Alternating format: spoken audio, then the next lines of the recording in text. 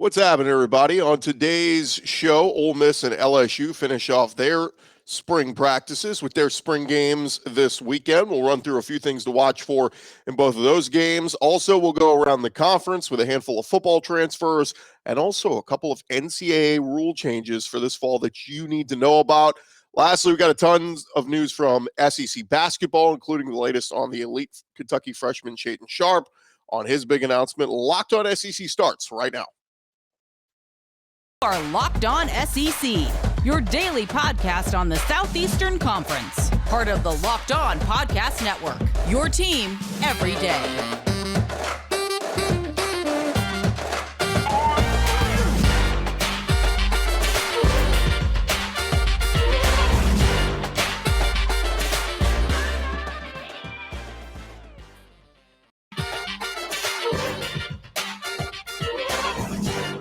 And what's happening, everybody? Welcome into Locked On SEC. Thank you guys for joining us. I'm Chris Gordy. Thanks for making Locked On SEC your first listen every day. Remember, Locked On SEC is free and available on all platforms, including YouTube and at LockedOnSEC.com. We got a ton of stuff to get into. Let's jump right into it.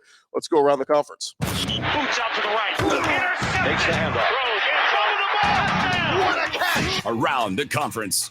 And we start with NCAA rule changes, including the targeting rule, which has drawn a lot of complaints throughout the seasons. It received a rule change on Thursday as per the NCAA Playing Rules Oversight Panel, allowing schools will now be able to appeal second half targeting penalties. So it's not a full change like we kind of want on the targeting rules. In fact, a lot of people think they should get away from calling these altogether. Understand the intent to protect people and head and neck injuries and all that kind of stuff, concussions, but it has gotten a little bit out of hand the last couple of years in college football. But this new appeal process will be to determine if a player who committed the foul will be forced to sit out the first half of the team's next week game. So as it's been, right, you commit a targeting foul in the first half, you're kicked out of that game for the rest of the game.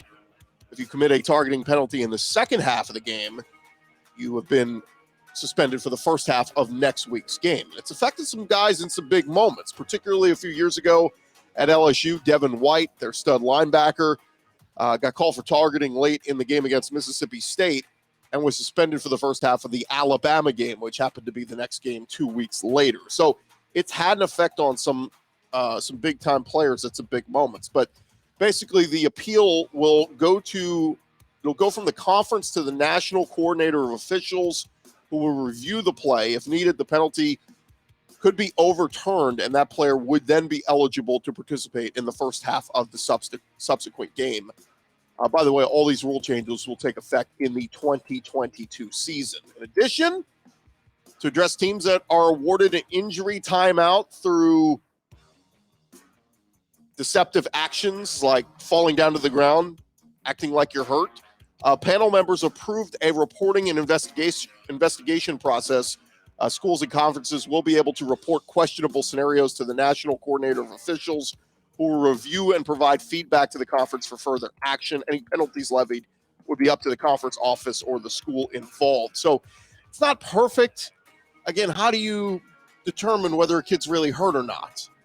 I've heard some people say, look, if you're going to drop down, if you're a defensive player and the offense is rolling and you fall down to the ground to slow the momentum of the offense, presumably, you should have to sit out the rest of that drive. I've heard people say that. If you're cramping up or it is truly an injury, it makes sense. You would want to be out of the game.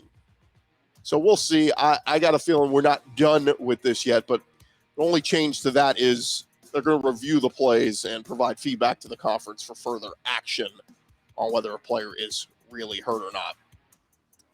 In some other SEC news over at Georgia, they are getting some news on their uniforms, fresh off a national championship run in 2021. Bulldogs going to try to win it again. The Georgia Twitter account revealed on Thursday that their 2022 jerseys will have block numbering returning to the mix. Georgia legend David Pollock helped with the reveal of the jerseys, highlighting the block numbers he wore during his playing days in Athens.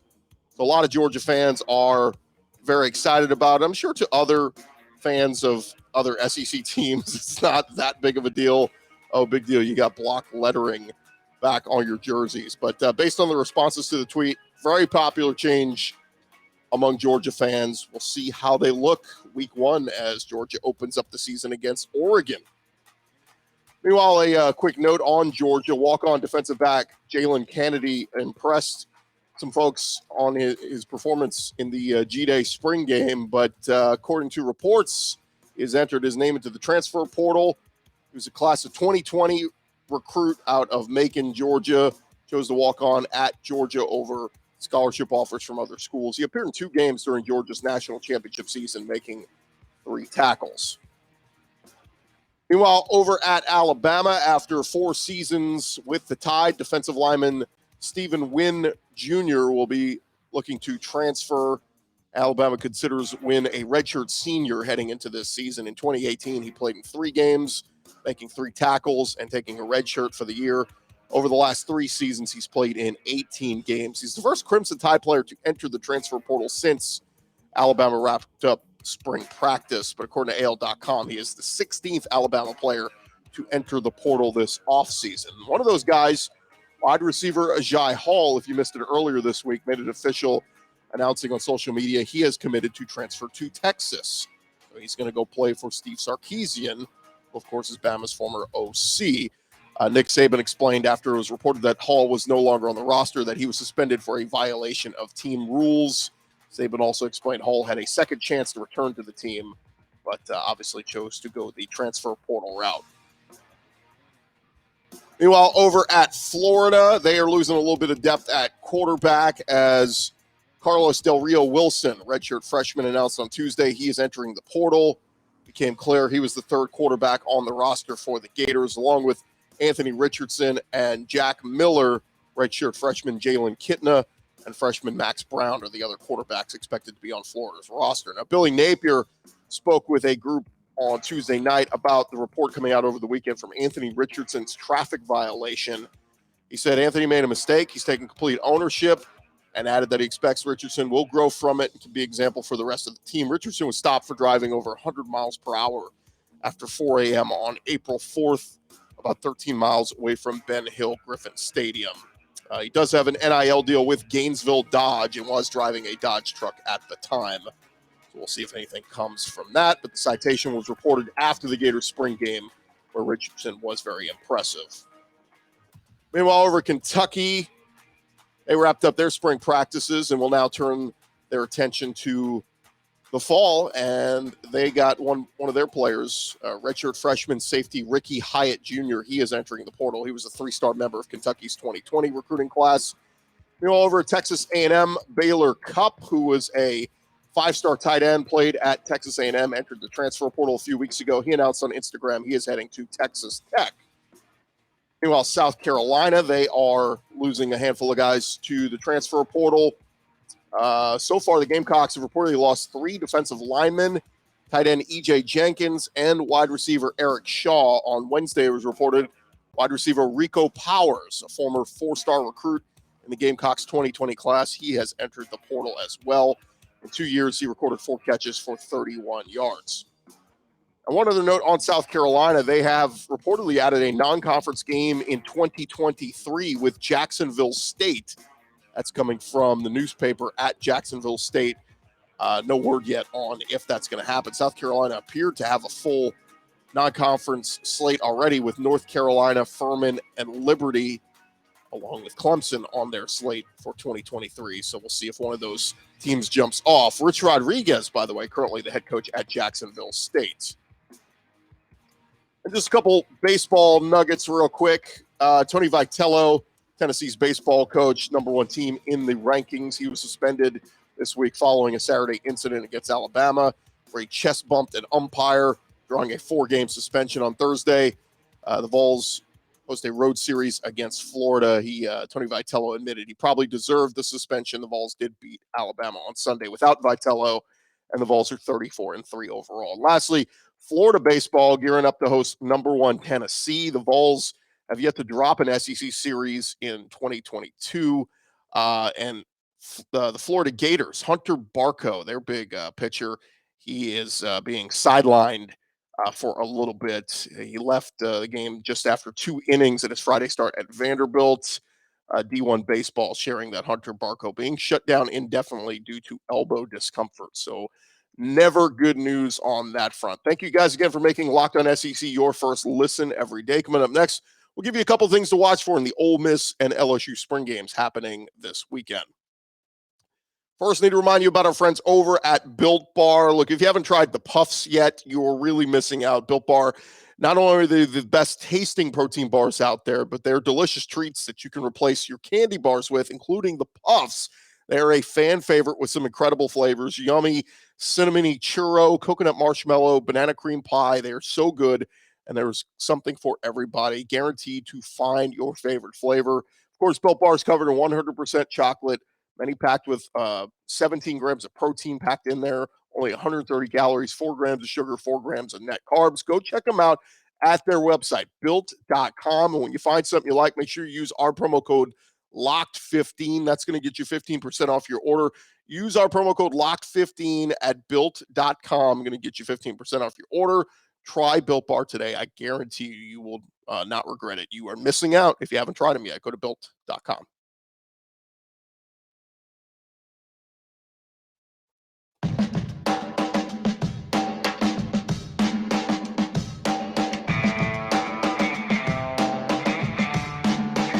We're along here, Locked On SEC. And we're just about wrapping up spring ball around the SEC. A couple teams still practicing. Of course, LSU and Ole Miss wrapping things up this weekend with their annual spring games. So I figured we'd jump into a little bit of what to watch for at both of those schools. Tennessee not having their spring game, by the way, with renovations happening at their stadium. But let's jump into it. We'll start with LSU as head coach Brian Kelly, who put his Tigers on display for the first time on Saturday as LSU hosts their annual National Elk Club spring game, 1 p.m. Central in Tiger Stadium. Of course, stream on the ESPN Plus app. A couple things to keep an eye on. Obviously, the quarterback battle. Jaden Daniels transferring in from Arizona State. Miles Brennan, his 6th year at LSU. And then a couple of dynamic freshmen, Garrett Nussmeier, who was a freshman last year, and early enrollee Walker Howard. Curious to see if there's any separation in that quarterback battle. Some people think maybe there's a chance, even if Miles Brennan wins the starting job, they'll have some packages for Jaden Daniels because of his running ability and versatility. Curious to see what both of those guys look like. Another spot to keep an eye on, cornerback for LSU. They've lost a lot of depth there. They did just add former Ohio State cornerback Sevyn Banks. He is coming, announced earlier this week. He is coming through the transfer portal. But other recent transfers in the secondary, they had Mekhi Gardner from Louisiana Lafayette, Jarek Bernard-Converse from Oklahoma State, though he's been limited and has not been practicing with the team.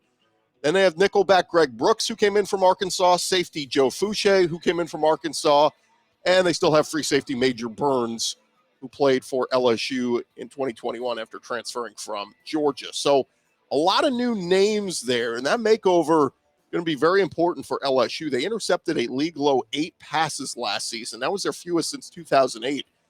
And look, that was with starting the year with Derek Stingley Jr. and Eli Ricks, two of the best corners in the country. Of course, Stingley off to the NFL draft now, and Eli Ricks starting for Alabama. One other thing for LSU we want to keep an eye on is what this offense is going to look like. Brian Kelly bringing in former Cincinnati offensive coordinator Mike Denbrock, and we know he's had some great success the last couple of years. Desmond Ridder at Cincinnati. So what wrinkles will Denbrock bring to the offense coming over from Cincy? Kelly and Denbrock very familiar with one another. They've worked together in the past. Likely going to feature a power run game. Starts with that offensive line and then maybe setting up some big pass plays. So we will see what the offense looks like with Mike Denbrock calling the plays now for LSU. Meanwhile, over in Oxford, exciting weekend coming up as the Ole Miss football team will cap off their spring practice with the 2022 Grove Bowl. Kickoff slated for noon Central. The nation's top transfer portal class settling in on the practice fields over the last month, and Lane Kiffin's squad ready to show what they have been working on. It is interesting, these two teams with their spring games on Saturday, LSU and Ole Miss, you're going to need a roster handy to check out both teams because basically you're going to be watching players going, who? Who is that? Who's number 8? Who's number 14? No different at Ole Miss. Of course, eyes will be on the quarterback battle. Sophomores Luke Altmaier and Jackson Dart battling for that job through 4 weeks and 3 scrimmages. Neither really separated themselves from each other. Dart, a transfer from Southern Cal. A lot of people thought he would be the easy guy to step into that starting role, but Luke Altmaier's made some plays. Guy who stepped in for Matt Corral in the Sugar Bowl loss to Baylor. Made some nice throws in that game, but we'll pay attention to see how both quarterbacks do going up against the first team defense. You know, Dart has been known to be fearless with defenders in his face. He can make throws, but sometimes they result in interceptions and bad decisions. So we'll see what both of those guys look like. At receiver for Ole Miss, going to be interesting because senior Jonathan Mingo and Jalen Knox, they've been unavailable with spring injuries. And also Louisville transfer Jordan Watkins as well. They've all missed some time this spring. In their absence, we'll see who else can step up. Some of the younger players like Braylon Brown, Brandon Buckhalter, J.J. Henry. We'll see if some of those guys get some first and second team snaps at wide receiver for the Rebs. And then also, of course, much like LSU, new coordinators. Co-offensive coordinator Charlie Weiss Jr. replacing Jeff Levy as the play caller. Co-defensive coordinator Chris Partridge be calling plays for the first time in his career. See how much Ole Miss's schemes change. We know it's a Lane Kiffin system still mostly on offense, but what wrinkles will Charlie Weiss Jr. bring? Also Saturday, be a chance to see some of Ole Miss's most important transfers, like we mentioned with Jackson Dart, big tight end Michael Trigg, right tackle Mason Brooks, safety Ladarius Tennyson. Going to be some interesting names to watch for, but Trigg, the big one at tight end, people can think can be a big play threat down the field.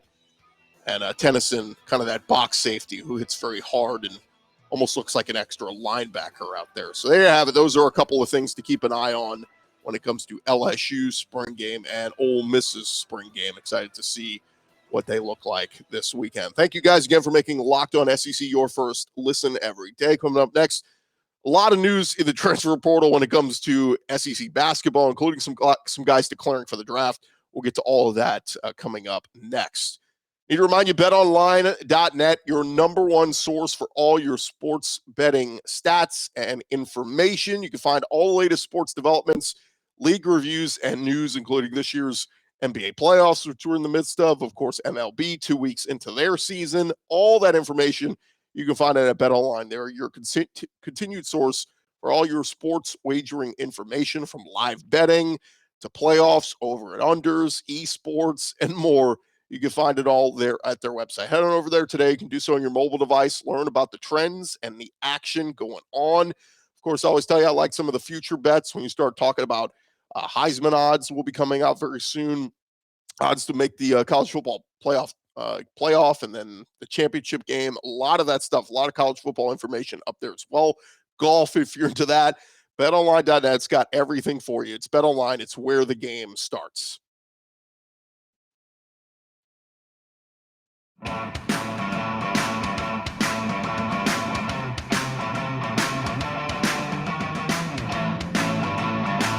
Roll along here, a Locked On SEC, and we just got so much news going on. We had a lot of football tidbits. Wanted to definitely hit on the last two teams with their spring games this weekend, but we also got some SEC hoops news as well. So let's jump into a little bit of that because, we got guys declaring for the draft. We got guys hitting the portal, we got guys transferring intra-conference still, going from one SEC school to another. But let's jump into it. In your SEC hoops news roundup, we start at Kentucky with Shaden Sharp, one of the top players in the 2021 recruiting class, after reclassifying and heading to Kentucky early. However, this past season, he did not play a single minute for the Wildcats. Led some to think he might just return to Kentucky for the 22-23 season. Thursday, it was reported that Shaden Sharp has entered the NBA draft and was planning to stay in the class, but he is not signing with an agent reportedly. So that will leave the door open for him to return to Kentucky. Some people believe he was going to be a lottery pick. Some think a high lottery pick. So if that's the case, and he gets that kind of feedback from the league, then I think Shaden Sharp is as good as gone. But it is a very unique situation. I even said it's going to be weird having never played a minute for Kentucky when they introduce him during the lineups in the NBA wherever he gets drafted. Are they going to say 6 foot, whatever, player out of Kentucky? Does he claim Kentucky? Never played for Kentucky. Sat on their bench for a little bit. But I know a lot of Kentucky fans are hoping that he will come back. The Kentucky fans did get some good news this week as Oscar Sheblay, who of course won the Naismith Player of the Year award. He's coming back to the Wildcats. Averaged over 17 points and 15 rebounds a game. He was a force, and that is big news for Kentucky fans as he announced on SportsCenter on Wednesday he is returning. New NIL laws played a big part in his decision. He can now legally make money as a college athlete. So the pressure to turn pro wasn't there as much. And some people were saying he was, at best, a back end of the first, early second-round pick. So Oscar Sheblay can definitely help hone his skills and help John Calipari try to make a deeper tournament run next year. Over to Alabama, Jason Holt, who announced a couple weeks ago he had entered the portal. He has found a new home, and he's staying in the SEC. Similarly, Alabama teammate Juwan Gary, he announced his announcement on Instagram that he committed to play at Georgia Jason Holt is going to Georgia. Juwan Gary is going to go play at Nebraska. As a freshman guard this past year, Jason Holt played in 22 games for the Tide, scored 15 points, had 35 total rebounds. Gary played in 29 games this past season, making 16 starts. So Holt will join. He joined the program as a 4-star recruit out of the state of Georgia, and now he will head back to Georgia to play for their new program. And interested to see what happens there while, like I mentioned, Juwan Gary heading out to the Midwest to go play at Nebraska. Over at Arkansas, Eric Musselman, he continues to hit the transfer portal. And one guy he is really trying to make an impact on 3 Sports, writing that Arkansas is among the first teams to have reached out to Memphis transfer Imani Bates. He's got a ton of other schools on his list, including Georgetown, Seton Hall, Kansas, Oklahoma State, among others. He was a 5-star, number 1 small forward in the country. Recruits Memphis beat out Michigan, Kentucky, Tennessee, and others for his pledge last fall. But he is in the transfer portal. That would be a big addition for Arkansas, who's already been tearing it up in the transfer portal. Meanwhile, Mississippi State, Derek Fountain, he entered the transfer portal, and he's staying in the SEC. LSU announced that Fountain will join Matt McMahon's program. He's a 6'9" forward, played in Starkville for 2 seasons, appeared in 25 games this past year, making 3 starts. Posted averages of 2 rebounds, 3 points, 34% field goal shooting over 8 minutes a game. So not very impactful, but he had his best career game in the 2021 game with Mississippi State and Starkville when he was 8 for 12 from the field against LSU, scoring 20 points and pulling down 7 rebounds. So they must have saw something they liked in him on the LSU film. Meanwhile, Texas A&M, they had a great finish to their season, making it to the NIT final, going on that run through the SEC tournament. Plenty of reason of optimism. On Thursday, it was reported by On3 Sports that guard Hassan Diarra is entering the transfer portal. Was a key backup to the Aggies rotation, played in 40 games this past year, started 3 of them, but averaged over 6 points per game. And meanwhile, over at Mizzou, Dennis Gates, he's hiring the 3rd assistant coach to his new staff. This one, Kyle Smith-Peters, former JUCO coach, joining his staff following a successful 10-year stint as a head coach at John Logan Community College. So Dennis Gates putting together a staff of very experienced assistants. And there you have it. That is the latest news around the SEC basketball world. It's like the transfer portal and guys declaring for the draft. It's just creating nonstop news, and we got to do tons of around the conference segments to catch you up on everything. But there, I think you're all caught up on just about everything SEC. Don't forget to join us on Monday. We'll recap LSU and Ole Miss's spring games, the takeaways from that, and also get you caught up to date on the latest news from around the transfer portal. We'll be heading into NFL draft week as well. So we'll be talking about how many SEC guys are expected to go in the first round of Thursday night's draft. All of that coming your way next week. Thank you guys again for making Locked On SEC your first listen every day. Now you can go make your second listen. Check out the Locked On NFL Draft Podcast with Ryan Tracy and Eric Crocker, bringing the NFL Draft to life with insight and analysis on college football prospects leading up to the draft. Free and available wherever you get your podcasts. I'm Chris Gordy. Thank you guys again so much for making Locked On SEC your first listen every day. We'll talk to you guys on Monday. Have a great weekend, everybody.